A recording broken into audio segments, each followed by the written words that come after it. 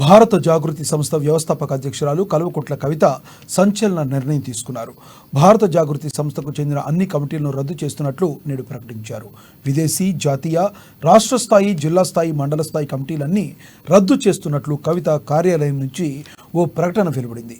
కమిటీల రద్దు తక్షణమే అమల్లోకి వస్తుందని ఆ ప్రకటనలో తెలిపారు. తెలంగాణలో గతేడాది ఆగస్టులో భారత జాగృతి సంస్థ కార్యకలాపాల కోసం వివిధ స్థాయిల్లో కమిటీలను ఏర్పాటు చేశారు. నిన్ననే ముఖ్యమంత్రి గారు అన్నారు, ఆయనకు గత ఆర్ఎస్ఎస్ రూట్స్ అన్ని కూడా గుర్తొచ్చినట్టున్నాయి. అందుకే మోడీ గారు మా పెద్దన్న అని చెప్పి ముఖ్యమంత్రి గారు అన్నారు. నిజంగా అనడానికి కనీసం కొంచెమన్నా బాధ ఉండాలి. ఎందుకంటే మొన్ననే బడ్జెట్ పెడితే ఒక్క రూపాయి ఇవ్వలేదండి బీజేపీ. ఒక్కటంటే ఒక్క రూపాయి కేంద్ర ప్రభుత్వం తెలంగాణకి ఇవ్వలేదు.